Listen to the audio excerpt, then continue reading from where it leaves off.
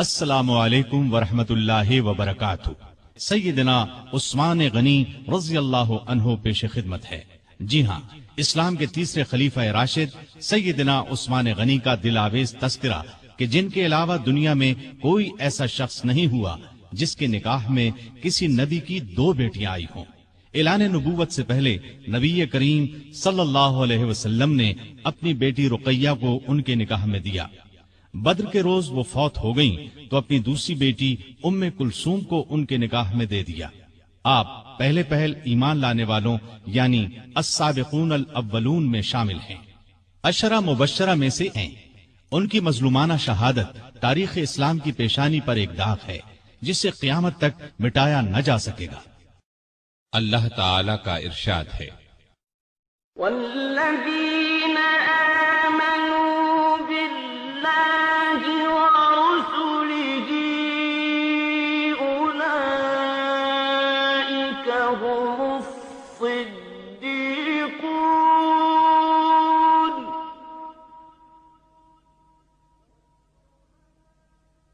والشہداء عند ربهم لهم أجرهم ونورهم۔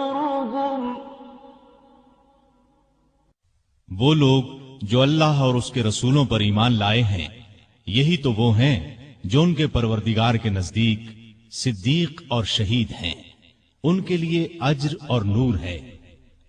نبی کریم صلی اللہ علیہ وسلم نے ارشاد فرمایا، الہی میں عثمان سے راضی ہوں، تو بھی اس سے راضی ہو جا۔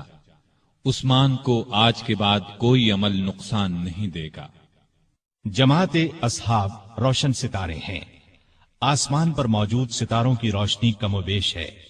یہی مثال صحابہ کرام رضی اللہ عنہم کی ہے، لیکن ہیں سبھی روشن۔ ان میں سب سے نمایاں، سب سے روشن اور سب سے تابناک بہرحال پہلے 4 صحابہ رضی اللہ عنہم ہی ہیں۔ یہی پہلے 4 اصحاب خلفائے راشدین ہیں۔ عشرہ مبشرہ میں بھی سب سے پہلے انہی کا نام ہے۔ اسلام کا دامن شہادتوں سے مالا مال ہے۔ اعلان نبوت کے بعد سے آج تک مسلمان اسلام کے لیے قربانیاں دیتے آئے ہیں۔ خود نبی پاک صلی اللہ علیہ وسلم کے دور میں بہت سے صحابہ شہادت سے سرفراز ہوئے۔ آج واقعہ کربلا کو شہادت کا سب سے بڑا واقعہ خیال کیا جاتا ہے۔ ایسا خیال کرنے والے سیدنا عثمان غنی رضی اللہ عنہ کی شہادت کے واقعے کو نظر انداز کر دیتے ہیں۔ سیدنا عثمان غنی رضی اللہ عنہ کی شہادت حد درجے مظلومانہ شہادت ہے۔ 40 دن تک فسادیوں نے ان کے گھر کو گھیرے رکھا۔ یہ سانحہ اس شخص کے ساتھ پیش آیا جسے نبی صلی اللہ علیہ وسلم نے دنیا میں جنتی ہونے کی بشارت سے نوازا۔ یکے بعد دیگرے اپنی 2 بیٹیاں ان کے نکاح میں دیں۔ اس کے علاوہ بھی جن کے فضائل بے شمار ہیں، وہ مسلمانوں کے تیسرے خلیفہ راشد تھے۔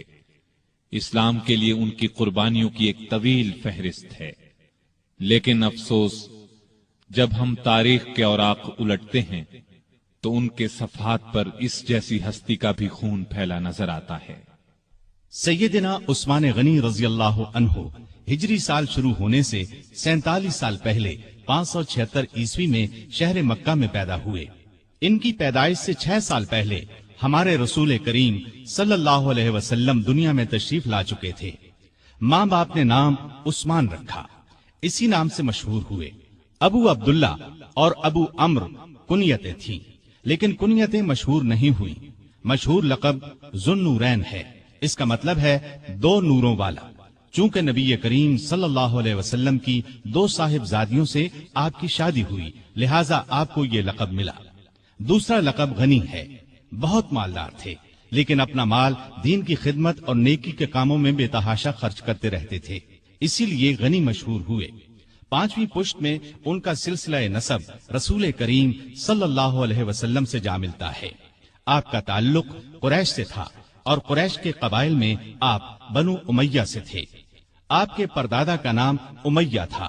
नबी करीम सल्लल्लाहु अलैहि वसल्लम के परदादा का नाम हाशिम था।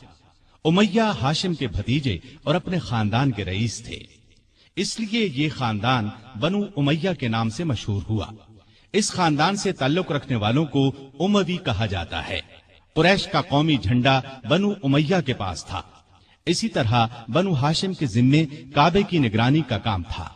गोया दोनों खानदान मर्तबे वाले थे। उस्मान गनी के वालिद अफ़्फ़ान ने इस्लाम का जमाना नहीं पाया। रसूल अकरम सल्लल्लाहु अलैहि वसल्लम ने जिस जमाने में नबूवत का ऐलान फरमाया, अफ़्फ़ान उससे पहले ही फौत हो चुके थे। वालिदा का नाम अरवा था। बीबी अरवा की वालिदा का नाम उम्मे हकीम बैज़ा था। ये रसूल करीम सल्लल्लाहु अलैहि वसल्लम की फूफी यानी आपके वालिद जनाब अब्दुल्लाह की सगी बहन थी। इस तरह बीबी अरवा आपकी फूफी जात बहन थी और उस्मान आपके भांजे थे। आपके बचपन के हालात तारीख की कुतुब में बहुत कम मिलते हैं। इतना जिक्र जरूर मिलता है कि घर वालों ने उस्मान रज़ी अल्लाह अन्हो को लिखना पढ़ना सिखाया, अच्छे आदमियों की तरह रहने की तरबियत दी। बड़े हुए तो गल्ले की तिजारत शुरू कर दी।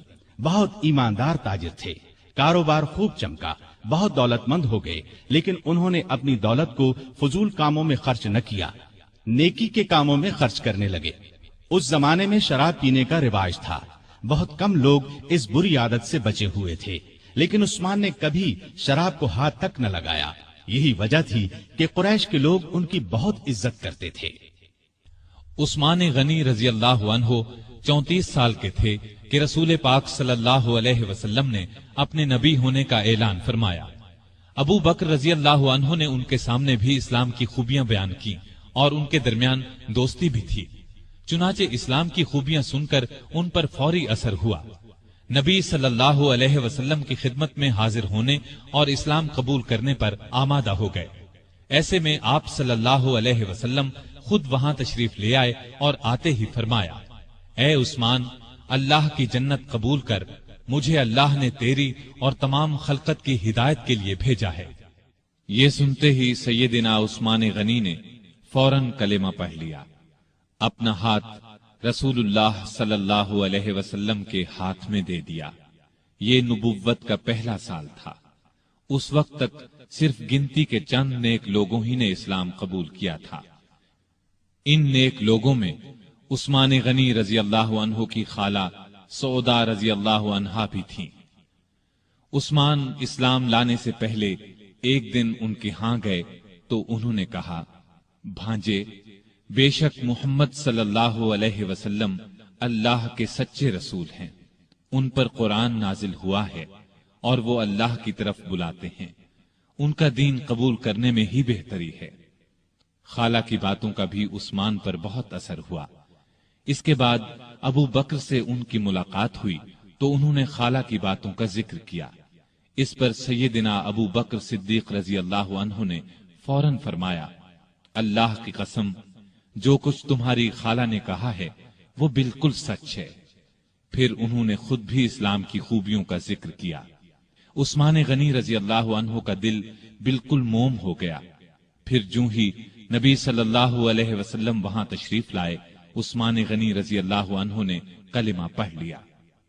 जनाबे ज़ुन्नुरैन में इस कदर खूबियां थीं कि उनके इस्लाम कबूल करने के कुछ ही अरसे बाद रसूल करीम सल्लल्लाहु अलैहि वसल्लम ने अपनी मंझली बेटी रुकैया रजी अल्लाह अन्हा की शादी उनसे कर दी।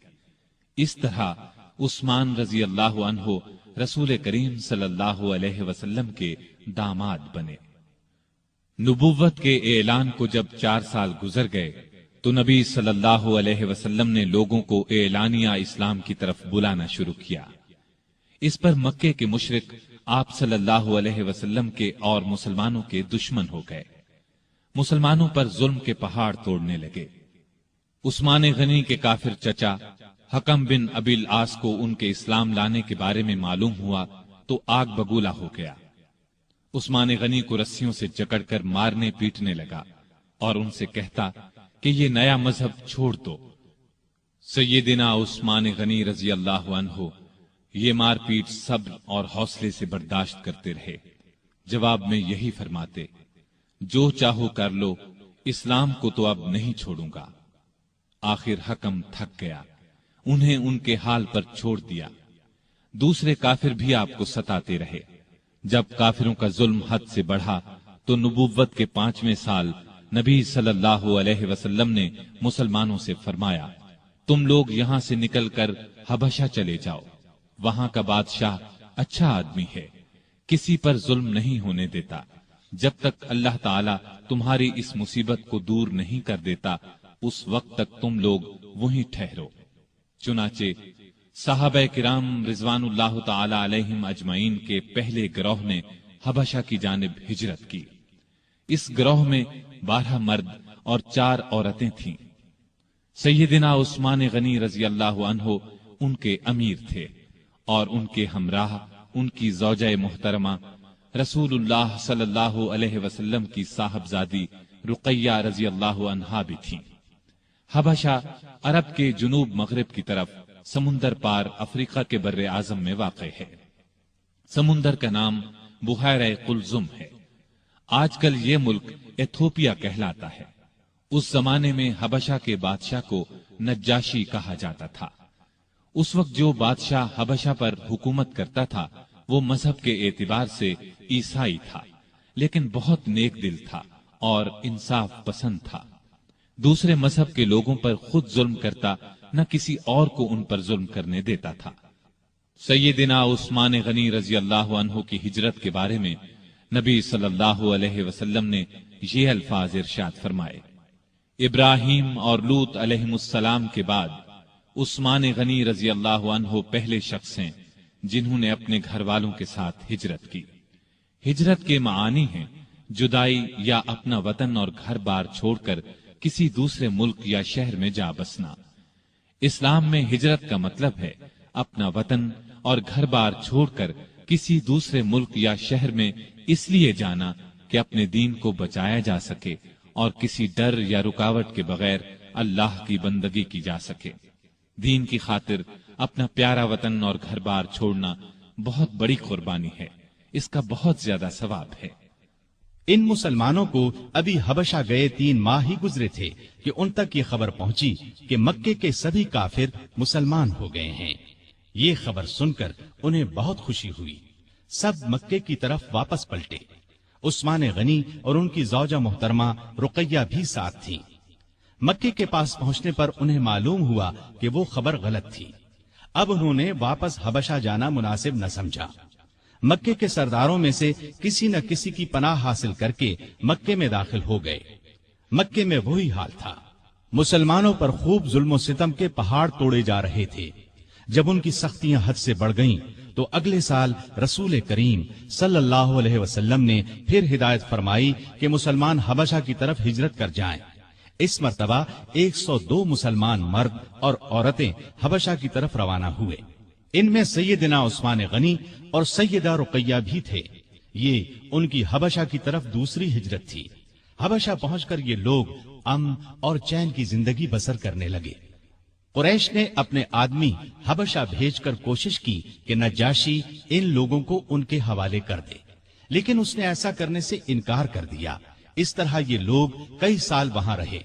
नबी करीम सल्लल्लाहु अलैहि वसल्लम के मदीने की तरफ हिजरत करने से कुछ अरसा कब्ल ये फिर मक्के पहुंचे। नबूवत के 13वें साल रसूल पाक सल्लल्लाहु अलैहि वसल्लम ने मुसलमानों को हिदायत की कि वो हिजरत करके यस्रिब चले जाएं। यस्रिब मक्के के शिमाल में करीबन 421 किलोमीटर दूर एक बहुत पुराना शहर था। वहां के रहने वाले बहुत से लोग मुसलमान हो चुके थे। उन्होंने नबी करीम सल्लल्लाहु अलैहि वसल्लम को यस्रिब आने की दावत दी और ये अज़्म जाहिर किया कि वो मरते दम तक आपकी हिफाजत और मदद करेंगे। इन नेक लोगों को इसीलिए अंसार यानी मददगार कहा जाता है। आपने उनकी दावत कबूल फरमाई, लेकिन खुद यस्रिब की तरफ रवाना होने से पहले आपने अपने प्यारे साथियों को मदीने की तरफ हिजरत करने की दावत दी। इस तरह आपकी इजाजत से मुसलमानों ने हिजरत शुरू की और सिवाय चंद एक मुसलमानों के सब मदीने पहुंच गए। उस्मान और रुकैया ने भी उस जमाने में मदीने की तरफ हिजरत की। इस तीसरी हिजरत में उनके साथ उनके बेटे अब्दुल्ला भी थे। ये हबशा में पैदा हुए थे। यस्रिब पहुंचकर औस बिन साबित अंसारी के मेहमान बने। پھر نبی کریم صلی اللہ علیہ وسلم جناب ابو بکر صدیق رضی اللہ عنہ کے ساتھ ہجرت کر کے وہاں پہنچے اور یثرب کو مدینۃ النبی کہا جانے لگا، یعنی نبی کا شہر۔ اس کے بعد صرف مدینہ نام رہ گیا۔ مدینے میں مسلمانوں کو پانی کی سخت تکلیف تھی۔ سارے شہر میں صاف اور میٹھے پانی کا صرف ایک کنواں تھا، اس کا نام بئر روما تھا۔ کنویں کا مالک ایک یہودی تھا، وہ پیسے لیے بغیر اس کنویں سے پانی نہیں لینے دیتا تھا۔ عثمان نے یہ کنواں مسلمانوں کے لیے خریدنا چاہا، یہودی فروخت کرنے پر آمادہ نہ ہوا۔ بڑی مشکل سے 12,000 درہم میں کنویں کا آدھا حصہ بیچنے پر رضامند ہوا۔ یہ اس طرح طے ہوا کہ ایک دن یہودی کی پانی لینے کی باری ہوگی، ایک دن سیدنا عثمان کی۔ جس دن سیدنا عثمان کی باری ہوتی تھی، مسلمان اتنا پانی بھر کر رکھ لیتے تھے کہ 2 دن کے لیے کافی ہو جاتا تھا۔ جب اس یہودی نے دیکھا کہ اب اسے کنویں سے کوئی فائدہ نہیں ہوتا تو اس نے کنویں کا باقی نصف حصہ بھی فروخت کر دیا۔ یہ حصہ بھی سیدنا عثمان نے خرید لیا اور سارا کنواں مسلمانوں کے لیے وقف کر دیا۔ اب کوئی روک ٹوک نہ رہی، مسلمان جس وقت چاہتے پانی لے سکتے تھے۔ آپ نے یہ کنواں مسلمانوں کے لیے 20,000 درہم میں خریدا۔ بھائی چارہ کراتے وقت نبی کریم صلی اللہ علیہ وسلم نے اوس بن ثابت انصاری کو آپ کا بھائی بنایا۔ ہجرت کے بعد آپ انہی کے ہاں اترے تھے، اونچے رتبے کے صحابی تھے، احد کی لڑائی میں شہادت پائی۔ ابتدا میں مسجد نبوی بہت چھوٹی سی تھی، مسلمانوں کی تعداد میں اضافہ ہوا تو نبی کریم صلی اللہ علیہ وسلم نے ارادہ فرمایا 7 والی زمین مسجد کے لیے خرید لی جائے۔ آپ نے اعلان فرمایا کہ کوئی ہے جو اس زمین کو خرید کر مسجد میں شامل کر دے اور بدلے میں جنت لے لے۔ اس پر سیدنا عثمان فوراً آگے بڑھے، 10,000 درہم میں زمین خرید کر مسجد کے لیے پیش کر دی۔ ہجرت کے دوسرے سال رمضان میں بدر کی لڑائی پیش آئی۔ اس وقت نبی صلی اللہ علیہ وسلم کی پیاری بیٹی اور عثمان کی زوجہ محترمہ سیدہ رقیہ رضی اللہ عنہا سخت بیمار تھیں۔ آپ صلی اللہ علیہ وسلم نے ان کی دیکھ بھال کے لیے عثمان رضی اللہ عنہ کو مدینے میں چھوڑا اور ان سے فرمایا، تمہیں اس شخص کے برابر ثواب ملے گا جو لڑائی میں شریک ہوگا، تم یہاں رہ کر رقیہ کی تیمارداری کرو۔ آپ صلی اللہ علیہ وسلم نے اپنے ایک اور قریبی صحابی اسامہ بن زید رضی اللہ عنہ کو بھی مدینے میں چھوڑا تاکہ وہ تیمارداری کے سلسلے میں عثمان رضی اللہ عنہ کی مدد کریں۔ جس روز بدر کا معرکہ ہوا اور مسلمانوں کو فتح نصیب ہوئی، اسی روز مدینے میں سیدہ رقیہ رضی اللہ عنہا کا انتقال ہوا۔ سیدنا عثمان غنی رضی اللہ عنہ کو سیدہ رقیہ رضی اللہ عنہا کی وفات سے بہت صدمہ پہنچا۔ نبی کریم صلی اللہ علیہ وسلم بدر سے واپس تشریف لائے، بیٹی کے انتقال کی اطلاع ملی، بہت صدمہ محسوس ہوا، آنکھوں سے آنسو جاری ہو گئے۔ رقیہ رضی اللہ عنہا کی قبر پر تشریف لے گئے، عثمان غنی رضی اللہ عنہ کو تسلی دی، مال غنیمت میں سے ایک مجاہد کے برابر انہیں حصہ دیا اور فرمایا، تمہارا ثواب بھی کسی دوسرے سے کم نہیں ہے۔ سیدہ رقیہ رضی اللہ عنہا کی وفات کے بعد سیدنا عثمان غنی رضی اللہ عنہ بہت غمگین رہنے لگے، کہا کرتے تھے، افسوس رسول اللہ صلی اللہ علیہ وسلم سے میرا رشتہ ٹوٹ گیا۔ آپ صلی اللہ علیہ وسلم نے ان کی یہ حالت دیکھی تو اپنی دوسری بیٹی سیدہ ام کلثوم رضی اللہ عنہا کا نکاح ان سے کر دیا۔ یہ نکاح ہجرت کے تیسرے سال ربیع الاول کے مہینے میں ہوا۔ اس کے 2 مہینے بعد ام کلثوم رضی اللہ عنہا کی رخصتی ہوئی۔ ہجرت کے تیسرے سال شوال کے مہینے میں غزوہ احد پیش آیا۔ اس لڑائی میں سیدنا عثمان غنی رضی اللہ عنہ نے شرکت کی، دوسرے مسلمانوں کی طرح بہادری سے لڑے۔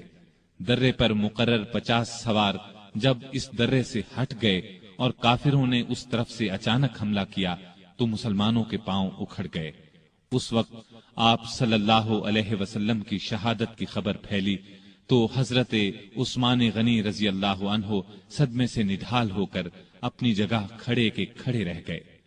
پھر جب مسلمانوں نے نبی کریم صلی اللہ علیہ وسلم کو دیکھ لیا تب سب لوگ آپ صلی اللہ علیہ وسلم کی طرف دوڑے۔ سیدنا عثمان غنی رضی اللہ عنہ بھی ان میں شامل تھے۔ غزوہ خندق میں بھی آپ رضی اللہ عنہ نے بھرپور حصہ لیا۔ پھر خندق کی حفاظت کے لیے جن صحابہ کو مامور کیا گیا ان میں سیدنا عثمان غنی رضی اللہ عنہ بھی شامل تھے۔ مسلمانوں کو کعبے سے بہت محبت تھی۔ جب سے ہجرت کر کے آئے تھے کعبے کی زیارت نہیں کر سکے تھے۔ ہجرت کے چھٹے سال ذیقعد کے مہینے میں رسول اللہ صلی اللہ علیہ وسلم 1400 صحابہ کو ساتھ لے کر مکے کی طرف روانہ ہوئے۔ ان میں سیدنا عثمان بھی شامل تھے۔ آپ کا ارادہ عمرہ کرنے کا تھا۔ مکے میں قریش کو خبر ہوئی کہ مسلمان مکے کی طرف آ رہے ہیں تو انہوں نے اعلان کر دیا کہ ہم مسلمانوں کو مکے میں داخل نہیں ہونے دیں گے۔ ان کے بہت سے نوجوان مسلمانوں کا راستہ روکنے کے لیے نکل پڑے۔ رسول اللہ صلی اللہ علیہ وسلم کو یہ اطلاع ملی تو آپ نے راستہ بدل لیا اور مکے سے چند میل دور حدیبیہ کے مقام پر پہنچ گئے اور یہیں پڑاؤ ڈال دیا۔ حدیبیہ سے آپ نے قریش کو پیغام بھیجا کہ ہم لڑنے نہیں آئے بلکہ صرف کعبے کی زیارت کے لیے آئے ہیں۔ عمرہ کے بعد ہم واپس مدینے چلے جائیں گے۔ قریش نے اس پیغام کے جواب میں طائف کے ایک رئیس عروہ بن مسعود کو بات چیت کے لیے بھیجا۔ اس وقت وہ مسلمان نہیں ہوئے تھے۔ نبی کریم صلی اللہ علیہ وسلم نے عروہ بن مسعود سے بھی یہی کہا کہ ہم لڑنے کی نیت سے نہیں آئے، صرف عمرہ کریں گے۔ عروہ بن مسعود نے واپس جا کر قریش سے کہا، بھائیو، میں دنیا کے بڑے بڑے بادشاہوں قیصر و کسریٰ اور نجاشی کے درباروں میں گیا ہوں، لیکن میں نے کسی بادشاہ کی اتنی عزت ہوتے نہیں دیکھی جتنی محمد صلی اللہ علیہ وسلم کے ساتھی ان کی کرتے ہیں۔ اللہ کی قسم، جب آپ تھوکتے ہیں تو آپ کے ساتھی اپنے ہاتھ آگے کر دیتے ہیں۔ تھوک ان میں سے کسی کی ہتھیلی پر پڑتا ہے، وہ اس کو اپنے چہرے اور بدن پر مل لیتا ہے۔ جب وہ کوئی حکم دیتے ہیں تو سب اس کی تعمیل کے لیے دوڑ پڑتے ہیں۔ جب آپ وضو کرتے ہیں تو اس وضو کے پانی کے حصول کے لیے یوں محسوس ہوتا ہے جیسے لڑ پڑیں گے۔ آپ کے ہاں جب کوئی بات کرتے ہیں تو بالکل آہستہ اور پست آواز میں۔ آپ کی عظمت کے پیش نظر آپ کی طرف نظر اٹھا کر نہیں دیکھتے۔ میرے خیال میں تو بہتر یہی ہے کہ تم مسلمانوں سے صلح کر لو۔ قریش نے ان کی بات نہ مانی۔ نبی کریم صلی اللہ علیہ وسلم نے پھر ان کے پاس ایک قاصد کو بھیجا۔ قریش نے ان کے ساتھ بدسلوکی کی۔ اب آپ نے عثمان غنی کو بھیجا اور قریش کو پیغام دیا کہ ہم جنگ کے لیے نہیں آئے بلکہ کعبے کی زیارت کے لیے قربانی کے جانور ساتھ لے کر آئے ہیں۔ طواف اور قربانی کر کے ہم واپس چلے جائیں گے۔ سیدنا عثمان سے ان کے قریبی تعلقات تھے، اس پر انہوں نے کہا، آپ عمرہ کر لیں، ہم دوسرے مسلمانوں کو مکے میں داخل نہیں ہونے دیں گے۔ سیدنا عثمان نے جواب دیا، میں رسول اللہ صلی اللہ علیہ وسلم اور دوسرے مسلمانوں کے بغیر عمرہ نہیں کروں گا۔ اس پر کافروں نے انہیں مکے میں روک لیا۔ ادھر یہ خبر پھیل گئی کہ عثمان رضی اللہ عنہ کو شہید کر دیا گیا ہے۔ سیدنا عثمان رضی اللہ عنہ کے واپس نہ آنے کی وجہ سے مسلمانوں کو بھی اس خبر پر یقین ہو گیا۔ انہیں شدید صدمہ ہوا، غصہ بھی بہت آیا۔ وہ سب کافروں سے بدلہ لینے کے لیے بے چین ہو گئے۔ حالت اس وقت یہ تھی کہ مسلمان صرف 1400 تھے، لڑائی کا سامان پاس نہیں تھا، ان کے پاس صرف تلواریں تھیں۔ دوسری طرف دشمن پوری تیاری کے ساتھ ان پر حملہ کر سکتا تھا۔ وہ ہزاروں تھے اور اپنے گھر میں تھے، لیکن نبی کریم صلی اللہ علیہ وسلم کا بھروسہ تو اپنے رب پر تھا۔ آپ نے ببول کے ایک درخت کے نیچے اپنے تمام صحابہ سے بیعت لی کہ عثمان کا بدلہ لینے کے لیے لڑیں گے، مرتے دم تک پیچھے نہیں ہٹیں گے۔ سیدنا عثمان کی طرف سے آپ نے خود اپنے ایک ہاتھ پر دوسرا ہاتھ رکھ کر بیعت کی۔ مطلب یہ کہ آپ نے اپنے دوسرے ہاتھ کو سیدنا عثمان کا ہاتھ قرار دیا اور فرمایا، اور یہ عثمان کا ہاتھ ہے۔ इस बैत को बैत रिजवान कहा जाता है, इसलिए कि इसमें शरीक होने वालों से अल्लाह ताला ने अपने राजी होने का ऐलान फरमाया। ये ऐलान कुरान करीम की सूरह फतह में है। अल्लाह ताला ने फरमाया, लक़द रज़ियल्लाहु अनिल मुअमिनीन इज़ युबायिऊनक तहत अश-शजरा। अल्लाह मोमिनों से खुश हो गया जब वो दरख्त के नीचे तुमसे बैत कर रहे थे। गोया जिन लोगों ने उस वक्त ये बैत की, अल्लाह उनसे खुश हो गया। इससे बड़ी खुशबख्ती और क्या हो सकती है कि अल्लाह खुश हो जाए। इसलिए सैयदना उस्मान गनी रजी अल्लाह अन्हु की शहादत की खबर के बावजूद रसूलुल्लाह सल्लल्लाहु अलैहि वसल्लम ने अपने एक हाथ को सैयदना उस्मान गनी रजी अल्लाह अन्हु का हाथ करार देकर उस बैत में उन्हें भी शामिल कर लिया था, ताकि शहादत के बहुत बड़े मर्तबे के साथ साथ वो उन लोगों में भी शामिल हो जाएं जिनसे अल्लाह राजी हो गया। बैत के बाद मुसलमान लड़ाई की तैयारी कर रहे थे कि उस्मान गनी रजी अल्लाह अन्हु वहां पहुंच गए। उन्हें जिंदा सलामत देखकर मुसलमान बहुत खुश हुए। उधर मुसलमानों के जोश और जज्बे की कैफियत देखकर काफिर मुसलमानों से सुलह पर आमादा हो गए। उन्होंने चंद शराइत पर मुसलमानों से सुलह कर ली। एक मुआहदा लिखा गया, उसमें ये तमाम शराइत दर्ज की गईं। उस मुआहदे का नाम सुलह हुदैबिया मशहूर हुआ और ये बैत रिजवान के नाम से मशहूर हुई। मुआहदे की एक शर्त यह भी थी कि इस साल मुसलमान उम्रा किए बगैर चले जाएं। अगले साल ज़िक़ाद के महीने में कुरैश 3 दिन के लिए मक्के से निकल जाएंगे। मुसलमान उन दिनों में उम्रा कर लें। चुनाचे आप सल्लल्लाहु अलैहि वसल्लम तमाम सहाबा के साथ वापस चले गए। बैत रिजवान के बाद उस्मान गनी रजी अल्लाह अन्हु खैबर की लड़ाई में शरीक हुए। ये लड़ाई हिजरत के 7वें साल मुहर्रम के महीने में पेश आई। फतह के बाद रसूलुल्लाह सल्लल्लाहु अलैहि वसल्लम ने सैयदना उस्मान गनी रजी अल्लाह अन्हु को खैबर में जमीन का एक हिस्सा इनायत फरमाया। हिजरत के 8वें साल नबी करीम सल्लल्लाहु अलैहि वसल्लम 10,000 सहाबा के साथ मक्के की तरफ रवाना हुए। उनमें सैयदना उस्मान गनी भी शामिल थे। मक्के की फतह के बाद हुनैन की लड़ाई में भी उस्मान गनी रजी अल्लाह अन्हु ने शिरकत की। इसके बाद तबूक की लड़ाई का वाकया पेश आया। रूम का बादशाह मदीने पर हमला करना चाहता था। नबी करीम सल्लल्लाहु अलैहि वसल्लम ने आगे बढ़कर उसका मुकाबला करने का इरादा फरमाया। आप सल्लल्लाहु अलैहि वसल्लम ने इर्द गिर्द से भी मदद के लिए मुसलमानों को बुला लिया। इस तरह एक बड़ा लश्कर जमा हो गया। इतने बड़े लश्कर के लिए खुराक, साजो सामान, हथियारों और सवारियों का इंतजाम एक मसला था। इसलिए नबी करीम सल्लल्लाहु अलैहि वसल्लम ने मुसलमानों से दिल खोलकर चंदा देने का ऐलान किया और फरमाया कि ऐसा करने वालों के लिए जन्नत है। मुसलमानों ने इस मौके पर एक दूसरे से बढ़ चढ़ कर हिस्सा लिया। सैयदना अबू बकर रजी अल्लाह अन्हु घर का सारा सामान ले आए। सैयदना उमर फारूक रजी अल्लाह अन्हु घर का निस्फ सामान ले आए।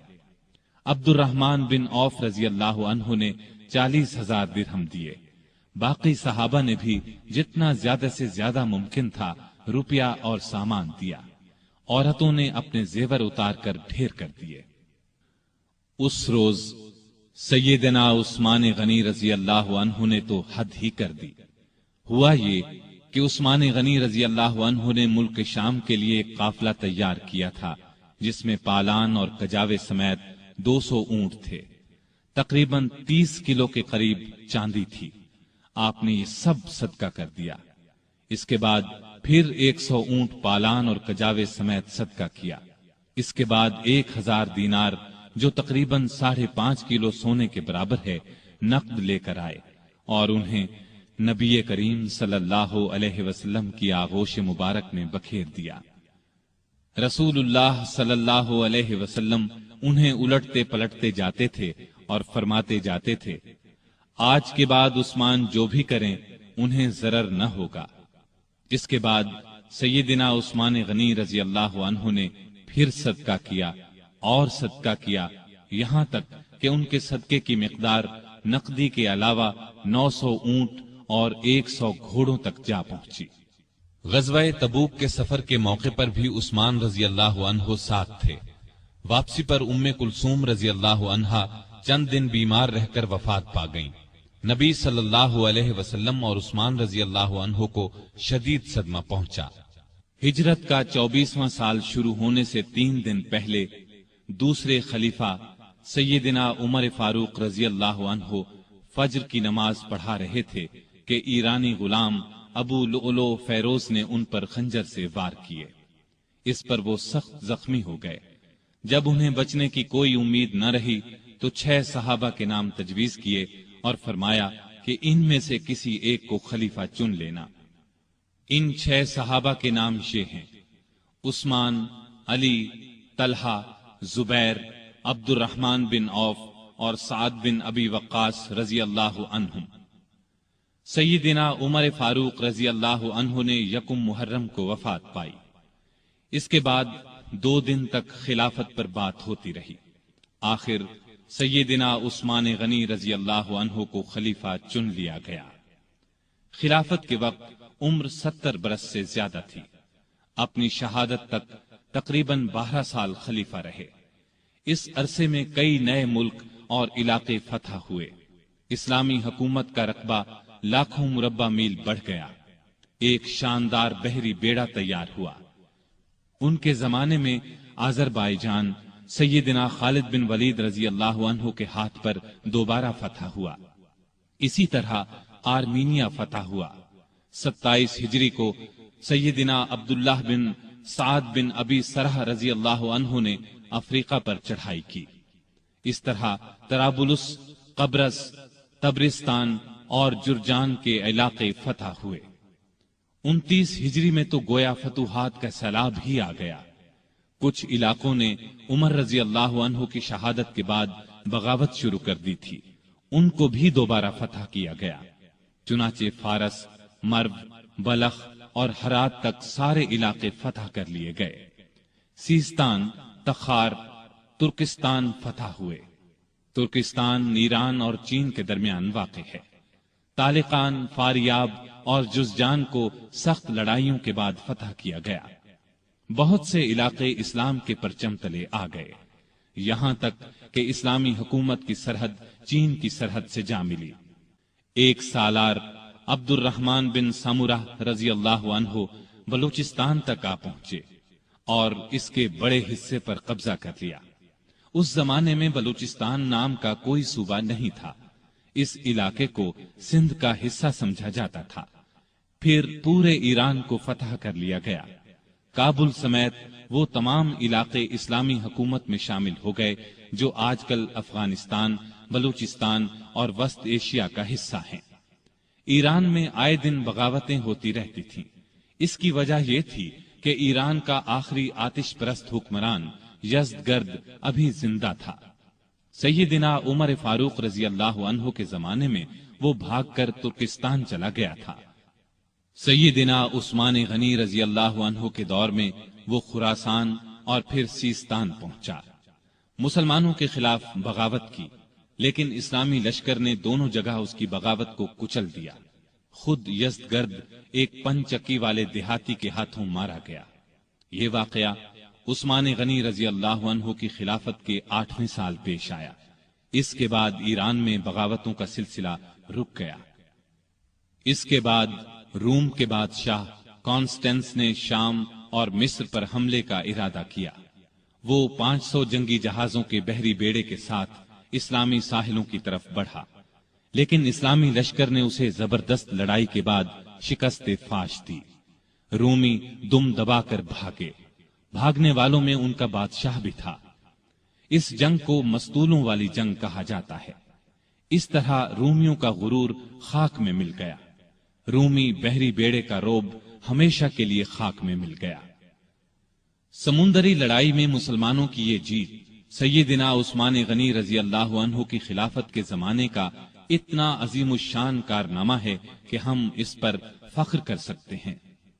سیدنا عثمان غنی رضی اللہ عنہ کے زمانے کی فتوحات 2 قسم کی ہیں۔ سیدنا عمر رضی اللہ عنہ کے زمانے میں جو علاقے فتح ہوئے تھے ان میں سے کچھ باغی ہو گئے تھے۔ سیدنا عثمان غنی رضی اللہ عنہ کے دور خلافت میں ان علاقوں کو پھر سے فتح کیا گیا۔ اس طرح ان علاقوں پر دوبارہ اسلام کا جھنڈا لہرانے لگا۔ ان میں آذربائیجان، آرمینیا، ہمدان، رے، خراسان اور اسکندریہ وغیرہ کی بغاوتوں کا کچلا جانا شامل ہے۔ دوسری قسم کی فتوحات وہ ہیں جو مسلمانوں نے نئے علاقے فتح کیے۔ ان میں افریقہ یعنی طرابلس، مراکش، الجزائر، تیونس کے علاقے، نیز ان کے علاوہ قبرص، طبرستان، جرجان، افغانستان، ترکستان اور قفقاز وغیرہ فتح ہوئے۔ قفقاز کو کوہ قاف بھی کہا جاتا ہے۔ ایران کے بہت سے علاقے عمر رضی اللہ عنہ کے دور میں فتح ہو چکے تھے، کچھ باقی تھے، مثلا طوس، بیحق، نیشاپور، بلخ وغیرہ۔ یہ سب سیدنا عثمان غنی رضی اللہ عنہ کے زمانے میں فتح ہوئے۔ بحری بیڑے کی فتح کے بعد مسلمان بحیرہ روم پر چھا گئے، دنیا کی ایک زبردست بحری طاقت بن گئے۔ شام کے والی سیدنا امیر معاویہ نے سیدنا عثمان کی توجہ اس طرف دلائی کہ ہمیں ہر وقت رومیوں کی طرف سے بحری حملے کا خطرہ رہتا ہے، ان کے مقابلے کے لیے ہمارے پاس بھی بحری بیڑا ہونا چاہیے۔ اس پر انہوں نے بحری بیڑا تیار کرنے کا حکم دیا۔ سیدنا امیر معاویہ نے مصر کے والی عبداللہ بن سعد کے ساتھ مل کر ایک عظیم الشان بحری بیڑا تیار کیا، جس میں کئی سو جنگی جہاز تھے۔ جہاز بنانے کا پہلا کارخانہ مصر میں قائم ہوا۔ بحری بیڑے کے ساتھ بحری فوج بھی قائم کی گئی۔ اس بیڑے کا نصف حصہ شام اور نصف مصر کے ساحل پر رہتا تھا۔ جلد ہی مسلمانوں کی بحری طاقت اس قدر بڑھ گئی کہ انہوں نے قبرص کے جزیرے کو فتح کر لیا۔ پھر مستولوں والی لڑائی میں رومی بحری بیڑے کو شکست دی۔ یہ شکست اس قدر زبردست تھی کہ پھر مدت دراز تک رومیوں کو اسلامی ملکوں پر حملہ کرنے کی جرت نہ ہوئی۔ سیدنا عثمان نے اپنے زمانے میں رفاع عامہ یعنی عام لوگوں کی بھلائی کے بے شمار کام کیے۔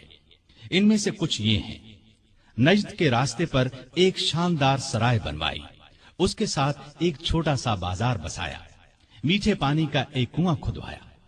خیبر کی طرف سے کبھی کبھار سیلاب آتا تھا، مدینے سے کچھ فاصلے پر ایک بند تعمیر کرا دیا تاکہ سیلاب کا رخ مدینے کی طرف نہ ہو۔ نہریں کھدوا کر بھی اس کا رخ موڑا گیا۔ اس بند کو بند محظور کہا جاتا ہے۔ کوفے میں مسلمانوں کے لیے ایک عظیم الشان مہمان خانہ بنوایا۔ پورے ملک میں اونٹوں اور گھوڑوں کی پرورش کا بہت اچھا انتظام کیا۔ ان کے لیے جگہ جگہ چراگاہیں بنوائیں، ان کے قریب چشمے بنوائے۔ بعض چراگاہیں اتنی بڑی تھیں کہ ان میں کئی کئی ہزار اونٹ اور گھوڑے پرورش پاتے تھے۔ ان چراگاہوں کی نگرانی کرنے والوں کے لیے ان کے ساتھ مکان بنوائے۔ مدینے کی طرف آنے والے تمام راستوں کو اچھے طریقے سے بنوایا تاکہ مسافروں کو کوئی تکلیف نہ ہو۔ ان پر جگہ جگہ چوکیاں اور سرائیں بنوائیں، چشموں کے پانی کا انتظام کیا، سڑکیں بنوائیں، ندی نالوں اور دریاؤں پر پل بنوائے، مختلف شہروں میں مساجد تعمیر کروائیں۔ آپ کے زمانے میں مدینے میں ایک بڑا بیت المال تھا۔ اس کے علاوہ ہر صوبے میں ایک بیت المال ہوتا تھا۔ یہ گویا سرکاری خزانے تھے۔ ان سے حقداروں کو حق دیا جاتا، محتاجوں کی مدد کی جاتی۔ بے شمار نئے علاقے فتح ہونے کی وجہ سے ملک کی آمدنی بہت بڑھ گئی تھی۔ چنانچہ جن لوگوں کو بیت المال سے وظیفے ملتے تھے ان میں 100 درہم کا اضافہ کر دیا گیا۔ رمضان میں امہات المومنین یعنی امت کی ماؤں کو 2 درہم روزانہ، جبکہ دوسرے لوگوں کو 1 درہم بیت المال سے دیا جاتا تھا۔ اس کے علاوہ انہیں کھانا بھی دیا جاتا۔ مقدمات کا فیصلہ کرنے کے لیے جگہ جگہ قاضی مقرر تھے۔ قاضی عالم لوگوں کو مقرر کیا جاتا تھا، انہیں معقول تنخواہیں دی جاتی۔ قاضی حاکم کے ماتحت نہیں ہوتے تھے۔ اس طرح وہ ہر مقدمے کا فیصلہ قرآن اور حدیث کے مطابق کرتے تھے۔ ان پر کسی کا کوئی دباؤ نہیں ہوتا تھا۔ بڑے بڑے شہروں میں مفتی بھی تھے۔ قاضی حضرات کو کسی مسئلے میں کوئی مشکل پیش آتی تو وہ مفتیوں سے فتویٰ طلب کرتے، ان کے فتووں کے مطابق فیصلہ کرتے۔ حکومت کے کاموں میں سیدنا عثمان بڑے بڑے بزرگ صحابہ سے مشورے لیتے تھے۔ آپ ساری زندگی اپنے مال سے دین کی خدمت کرتے رہے۔ ایک خدمت یہ تھی کہ تمام مسلمانوں کو قرآن پاک کی ایک قرات پر جمع کر دیا، حرم شریف میں توسیع کروائی، ارد گرد کے مکانات خرید کر یہ کام کروایا۔ آپ نے خانہ کعبہ پر پہلی بار نہایت قیمتی غلاف چڑھایا۔ اس سے پہلے معمولی غلاف ہوتا تھا۔ مسجدوں میں خوشبوؤں کی دھونی آپ کے زمانے سے شروع ہوئی۔ صفوں کو سیدھا رکھنے کے لیے آدمی مقرر کیے۔ سیدنا عثمان غنی رضی اللہ عنہ اسلام کی تبلیغ اور اشاعت کا بہت خیال رکھتے تھے۔ دوسرے مذاہب کے لوگوں سے بہت اچھا سلوک کرتے تھے۔ مختصر یہ کہ آپ کے دور میں بہت شاندار کام ہوئے، اسلام نے بہت ترقی کی، لیکن افسوس آپ کی خلافت کے آخری چند سال بہت مشکلات میں گزرے۔ اس کی وجہ وہ فتنے تھے جو اندر ہی اندر پک رہے تھے، سلگ رہے تھے۔ فتنوں کی یہ آگ پھر بھڑک اٹھی۔ سیدنا عثمان غنی رضی اللہ عنہ کے خلاف فتنے برپا کرنے والے وہ لوگ تھے جو اپنے آپ کو مسلمان کہتے تھے، لیکن اصل میں وہ مسلمان نہیں تھے۔ انہوں نے مسلمانوں کا روپ دھار لیا تھا، اور یہ روپ انہوں نے دھارا ہی اس لیے تھا کہ مسلمانوں کی جڑوں کو کھوکھلا کریں، ان کے خلاف سازشیں کریں، فتنے جگائیں، انہیں آپس میں لڑا دیں تاکہ مسلمان کمزور سے کمزور ہوتے چلے جائیں۔ سیدنا عثمان غنی رضی اللہ عنہ کے خلاف سازشوں کا بازار جن لوگوں نے گرم کیا، ان کا سردار عبداللہ بن سبا تھا۔ یہ یہودی نسل کا ایک مکار آدمی تھا۔ اس نے پرہیزگاری کا لباس اوڑھ رکھا تھا۔ لوگ اس کی باتوں میں آتے چلے گئے۔ بے شمار لوگوں کو اس نے اپنا ہم خیال بنا لیا۔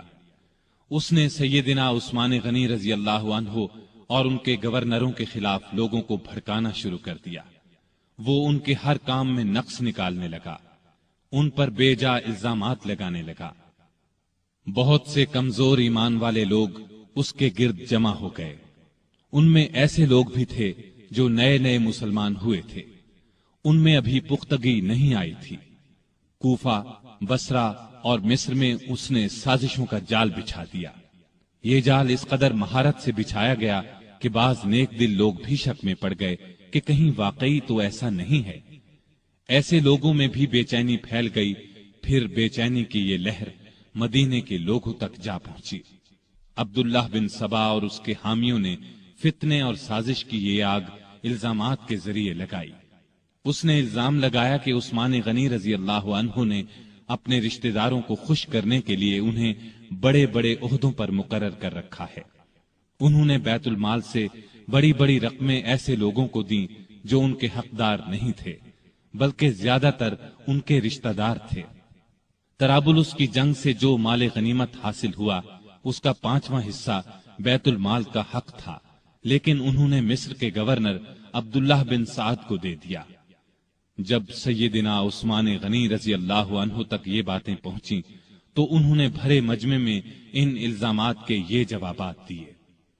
میں نے ان لوگوں کو خوش کرنے کے لیے نہیں، بلکہ لائق، بہادر اور بھروسے کے قابل سمجھ کر اونچے عہدوں پر مقرر کیا ہے۔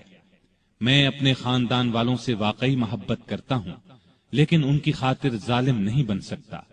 میں ان کے صرف وہی حق ادا کرتا ہوں جو واجب ہیں۔ ان کو دل کھول کر دیتا ہوں تو بیت المال سے نہیں، اپنے ذاتی مال میں سے دیتا ہوں۔ مسلمانوں کا مال میں اپنے لیے حلال سمجھتا ہوں اور نہ کسی دوسرے کے لیے۔ طرابلس کی لڑائی میں عبداللہ بن سعد اسلامی فوج کے سپاہ سالار تھے۔ میں نے ان سے وعدہ کیا تھا کہ اگر آپ لڑائی میں کامیاب ہوئے تو غنیمت کے مال کا 5واں حصہ آپ کو دیا جائے گا۔ فتح کے بعد میں نے اپنے وعدے کے مطابق یہ حصہ انہیں دیا، لیکن جب دوسرے مسلمانوں نے اس بات کو پسند نہ کیا تو میں نے یہ حصہ ان سے لے کر بیت المال میں جمع کرا دیا۔ اب اس میں اعتراض والی بات کون سی رہ گئی؟ اس کے علاوہ ان پر ایک چراہ گاہ کے بارے میں بھی الزام تھا۔ یہ چراہ گاہ مدینے کے قریب بنائی گئی تھی۔ سیدنا عثمان غنی رضی اللہ عنہ نے اس کو حکومت کی ملکیت قرار دیا، عام لوگوں کو اس سے فائدہ اٹھانے سے روک دیا۔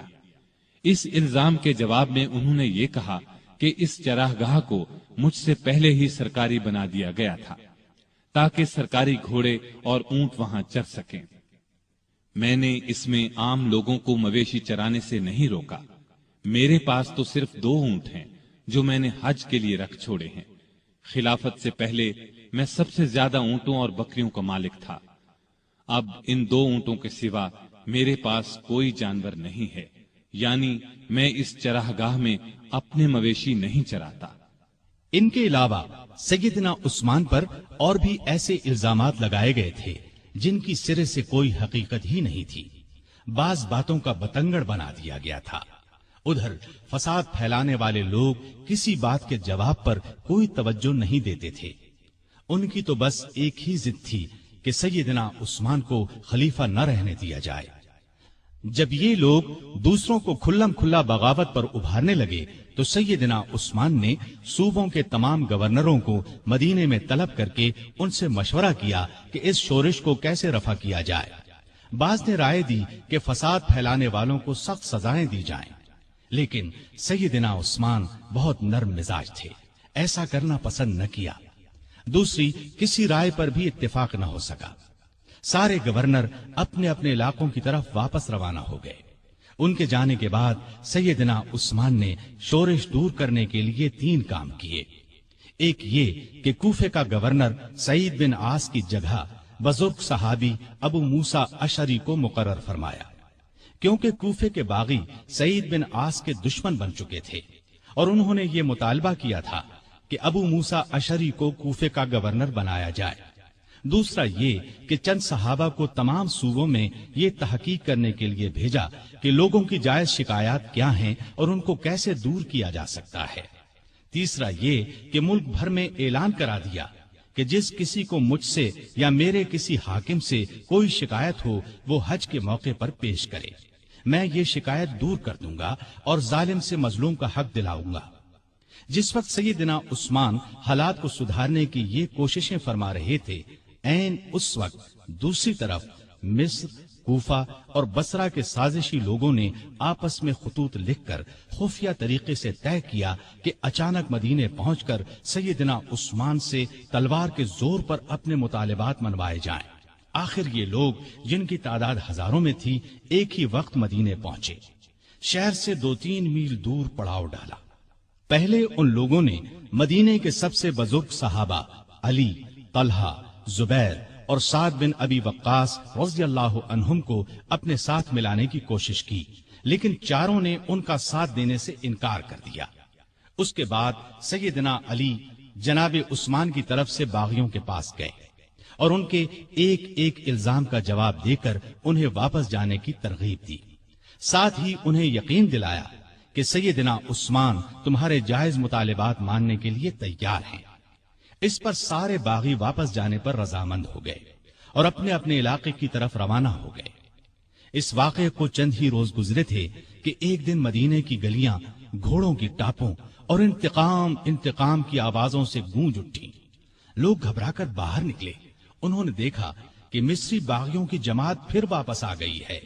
سیدنا علی آگے بڑھے اور ان سے واپس آنے کا سبب پوچھا تو انہوں نے جواب دیا کہ ہم واپس جا رہے تھے، راستے میں ایک شخص کو دیکھا جو مدینے کی طرف سے آ رہا تھا اور بڑی تیزی سے مصر کی طرف جا رہا تھا۔ ہمیں اس کی چال ڈھال سے شبہ گزرا، روک کر اس کی تلاشی لی تو اس کے پاس سے ایک خط ملا۔ وہ خط مصر کے گورنر کے نام تھا۔ خط امیر المومنین عثمان کی طرف سے تھا۔ اس میں انہوں نے لکھا تھا کہ جو لوگ مدینے سے مصر واپس آ رہے ہیں ان سب کو قتل کر دیا جائے۔ خط پر سیدنا عثمان کی مہر بھی لگی تھی۔ اس خط کو دیکھ کر ہم نے سمجھ لیا کہ ہمارے ساتھ دھوکہ کیا جا رہا ہے۔ اب ہم اس دھوکے کا انتقام لینے کے لیے واپس آئے ہیں۔ جب یہ معاملہ سیدنا عثمان غنی رضی اللہ عنہ کے سامنے رکھا گیا تو وہ بہت حیران ہوئے اور قسم کھا کر کہا، نہ میں نے یہ خط لکھا نہ کسی سے لکھوایا۔ اس پر لوگوں نے خیال ظاہر کیا کہ یہ خط سیدنا عثمان کے مشیر مروان بن حکم نے ان کی اجازت کے بغیر لکھا ہے۔ ادھر باغی تو فساد پر تلے ہوئے تھے. انہوں نے کہا خط چاہے کسی نے لکھا ہو، اس کے ذمہ دار خلیفہ ہی ہیں، اس لیے وہ خلافت سے الگ ہو جائیں. اسی دوران میں کوفہ اور بصرہ کے لوگ بھی واپس آ گئے. ان سے پوچھا گیا کہ تم لوگوں کے راستے تو الگ الگ ہیں، پھر تم کس طرح راستے سے پلٹ آئے ہو؟ انہوں نے کوئی جواب نہ دیا اور مصریوں میں شامل ہو گئے. سیدنا عثمان غنی رضی اللہ عنہ نے باغیوں کو جواب دیا، جب تک مجھ میں جان ہے خلافت سے الگ نہیں ہوں گا. میں تمہاری ہر جائز شکایت کو دور کرنے کے لیے تیار ہوں، لیکن تمہارے کہنے سے خلافت کی قمیص کو نہیں اتاروں گا، اس لیے کہ یہ قمیص مجھے اللہ نے پہنائی ہے، اور مجھے رسول اللہ صلی اللہ علیہ وسلم نے فرمایا تھا کہ اللہ تعالیٰ تجھے قمیص پہنائے گا، پھر اسے اتارنے کے لیے لوگ آئیں گے تو اسے نہ اتارنا. میں نہ تو تلوار کے زور پر خلیفہ بنا تھا اور نہ کوئی تلوار کے زور پر مجھے خلافت سے الگ کر سکتا ہے. میں رسول صلی اللہ علیہ وسلم کی وصیت کے مطابق آخری دم تک صبر کروں گا. ان کا یہ جواب سن کر سارے باغی آگے بڑھے اور امیر المؤمنین سیدنا عثمان غنی کے گھر کو گھیرے میں لے لیا. باغیوں نے ان کے گھر کو کئی دن تک گھیرے میں رکھا. ان دنوں میں ان ظالموں نے بہت گھٹیا حرکات کی. ان کے گھر میں پانی اور خوراک تک جانے سے روک دیا. ایک روز ام المؤمنین سیدہ ام حبیبہ رضی اللہ عنہا نے کھانے پینے کی کچھ چیزیں لے کر سیدنا عثمان غنی تک جانے کی کوشش کی، لیکن ظالم باغیوں نے ان کی بے ادبی کی اور آگے نہ جانے دیا. ایک روز سیدنا علی رضی اللہ عنہ نے اپنے چند آدمیوں کے ذریعے پانی کی 3 مشکیں بھجوائیں. ان آدمیوں کو باغیوں نے روکا، لیکن وہ لڑ بھڑ کر اور کئی زخم کھا کر پانی کی مشکیں اندر لے جانے میں کامیاب ہو گئے. 1-2 بار پڑوس کے گھروں سے بھی خوراک اور پانی کی مدد پہنچی، لیکن یہ اتنی کم ہوتی تھی کہ بڑی مشکل سے 1-2 دن گزرتے تھے. مدینے میں جتنے بھی بزرگ اور جلیل القدر صحابہ موجود تھے، ان سب نے باغیوں کو بہت سمجھایا، لیکن باغیوں نے ان کا بھی لحاظ نہ کیا، کوئی بات نہ مانی. خود امیر المؤمنین سیدنا عثمان غنی رضی اللہ عنہ نے کئی مرتبہ باغیوں کو سمجھانے کی کوشش کی. مکان کی چھت پر جا کر کئی مرتبہ ان کے سامنے بہت با اثر تقاریر کی. انہیں یاد دلایا کہ رسول اللہ صلی اللہ علیہ وسلم جب مدینے تشریف لائے تھے تو مسجد نبوی کے لیے جگہ تنگ تھی. آپ نے اعلان فرمایا تھا کہ جو شخص مسجد کے لیے زمین خریدے گا اسے جنت میں جگہ ملے گی. میں نے ہی یہ جگہ خرید کر مسجد میں شامل کی تھی، لیکن آج تم مجھے اس مسجد میں نماز پڑھنے سے روکتے ہو. ہجرت کے بعد سارے مدینے میں بس ایک ہی کنواں تھا. رسول اللہ صلی اللہ علیہ وسلم نے اعلان فرمایا تھا کہ جو شخص اس کنویں کو خرید کر مسلمانوں کے لیے پانی عام کرے گا اس کے لیے جنت ہے. کیا تمہیں علم نہیں ہے کہ میں نے ہی یہ کنواں خرید کر مسلمانوں کے حوالے کیا تھا، لیکن آج تم نے مجھ پر اس کا پانی بند کر دیا ہے. رسول اللہ صلی اللہ علیہ وسلم کے ساتھ میرا کیا تعلق تھا، کیا تم یہ بھی نہیں جانتے؟ ان کی یہ تمام باتیں بھی پتھر دل باغیوں کو ہلا نہ سکی. ان ظالموں نے امیر المؤمنین کے مکان کو آنے والے تمام راستوں پر پہرے بٹھا دیے تاکہ مدینے کے لوگ ان کی مدد کو نہ پہنچ سکیں. پھر بھی 700 بہادر مسلمان ہتھیار لگا کر کسی نہ کسی طرح سیدنا عثمان غنی رضی اللہ عنہ کے پاس پہنچ گئے اور امیر المؤمنین سے کہا، اگر آپ اجازت دیں تو ہم ان باغیوں سے لڑیں. اس پر عثمان غنی رضی اللہ عنہ نے فرمایا، میں تم لوگوں کو اللہ کا واسطہ دیتا ہوں کہ کوئی شخص میرے لیے اپنا خون نہ بہائے. اس پر چند نوجوانوں کے سوا نہ چاہتے ہوئے بھی باقی لوگ واپس چلے گئے. سیدنا عثمان غنی رضی اللہ عنہ نے یہ بھی پسند نہ فرمایا کہ رسول اللہ صلی اللہ علیہ وسلم کے شہر کو چھوڑ کر کسی دوسرے شہر چلے جائیں. وہ تمام مصیبتیں صبر اور شکر سے برداشت کرتے رہے، لیکن گوارا نہ کیا کہ لوگ ان کی خاطر ایک دوسرے کا خون بہائیں. ادھر مدینے میں یہ ہو رہا تھا، ادھر مکے میں حج ہو رہا تھا. اکثر لوگ حج کے لیے گئے ہوئے تھے. باغی بھی یہ سوچ رہے تھے کہ حج کے بعد لوگ مدینے کا رخ کریں گے اور موقع ہاتھ سے نکل جائے گا۔ چنانچہ وہ سیدنا عثمان کے قتل کا مشورہ کرنے لگے۔ سیدنا عثمان کو ان کے ارادے کی خبر ہوئی تو انہوں نے مکان کی چھت پر کھڑے ہو کر باغیوں کے سامنے یہ تقریر کی: لوگو، آخر تم مجھے کس جرم میں قتل کرنا چاہتے ہو؟ اسلام 3 صورتوں کے علاوہ کسی مسلمان کے قتل کرنے کی اجازت نہیں دیتا۔ یا تو وہ اسلام لانے کے بعد اس سے پھر جائے، یا شادی کے بعد بدکاری کرے، یا کسی کو جان بوجھ کر قتل کرے۔ اللہ کی قسم، میں نے ان تینوں میں سے کوئی گناہ نہیں کیا، پھر تم میرے خون کے پیاسے کیوں ہو؟ باغیوں پر اس تقریر کا بھی کوئی اثر نہ ہوا۔ انہوں نے 18 ذوالحج 35 ہجری کو امیر المومنین کے مکان پر حملہ کر دیا۔ گھر کے بڑے دروازے پر حسن بن علی، عبداللہ بن زبیر، محمد بن طلحہ رضی اللہ عنہم اور کچھ دوسرے نوجوان پہرا دے رہے تھے۔ انہوں نے باغیوں کا زبردست مقابلہ کیا اور زخم کھا کر بھی انہیں اندر داخل نہ ہونے دیا۔ اب 4 باغی ساتھ کے ایک مکان کے ذریعے دیوار پھاند کر اندر داخل ہو گئے۔ اس وقت سیدنا عثمان روزے سے تھے اور قرآن پاک کی تلاوت کر رہے تھے۔ ظالموں نے لوہے کی ایک سلاخ، نیزے اور تلوار سے ان پر وار کیے۔ ان کی زوجہ محترمہ سیدہ نائلہ انہیں بچانے کے لیے آگے بڑھیں تو تلوار کے وار سے ظالموں نے ان کی انگلیاں کاٹ دیں۔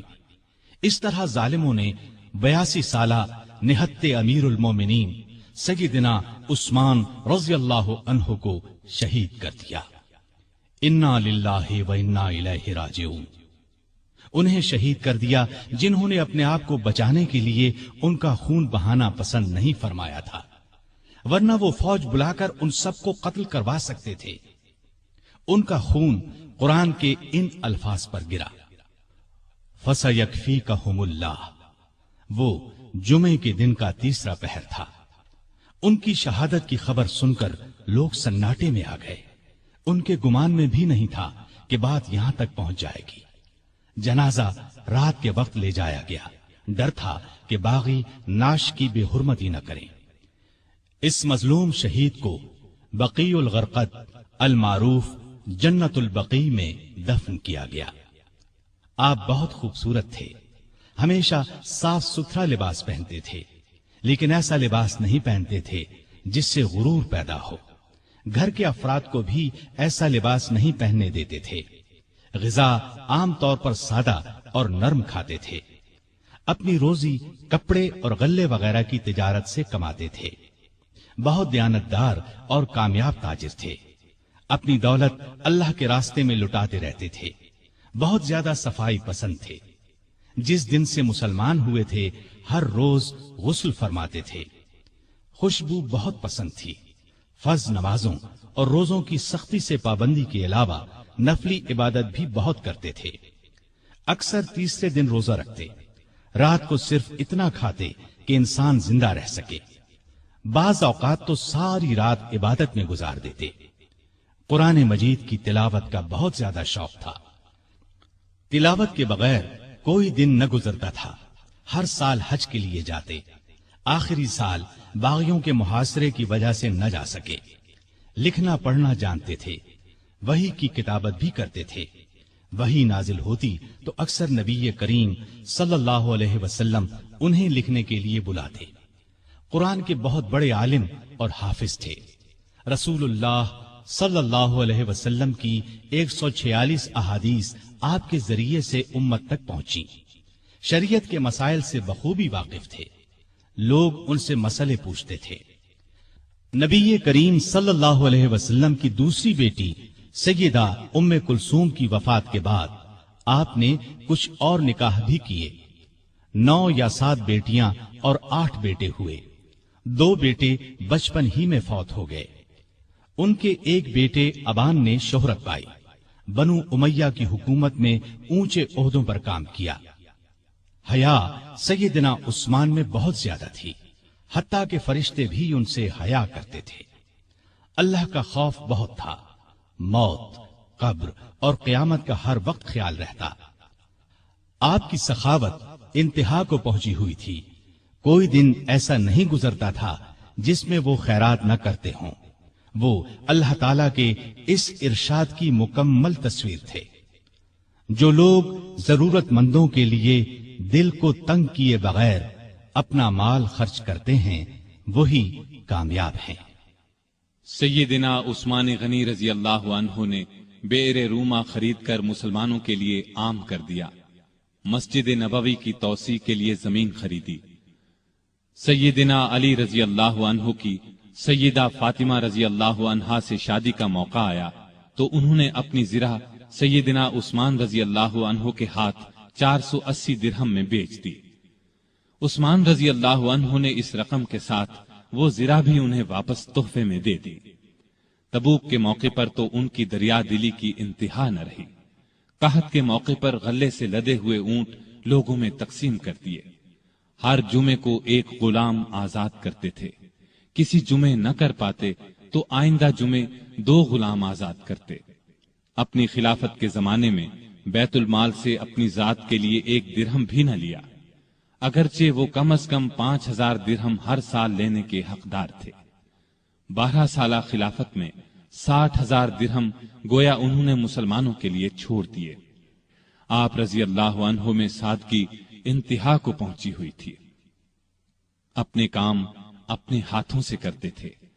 ایک مرتبہ ایک غلام نے سیدنا عثمان غنی رضی اللہ عنہ کو دعوت دی، اس کی دعوت خوشی سے قبول کر لی، نہایت صابر تھے، تمام مصیبتیں نہایت صبر سے برداشت کی، اپنے حامیوں کو مخالفین پر تلوار نہ اٹھانے دی۔ نبی اکرم صلی اللہ علیہ وسلم سے آپ کو بے انتہا محبت تھی۔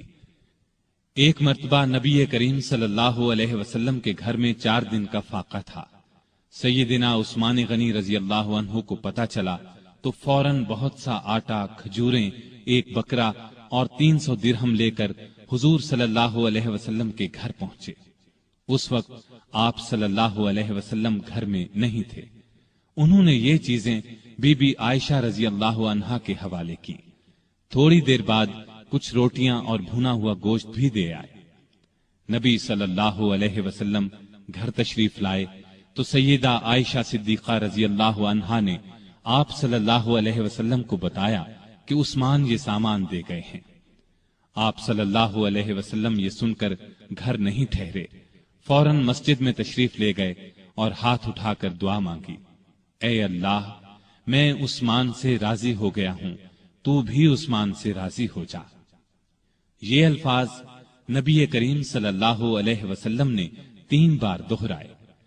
جس ہاتھ سے سیدنا عثمان غنی رضی اللہ عنہ نے نبی کریم صلی اللہ علیہ وسلم سے بیعت کی تھی، اس ہاتھ سے ساری زندگی گندی چیز کو نہیں چھوا۔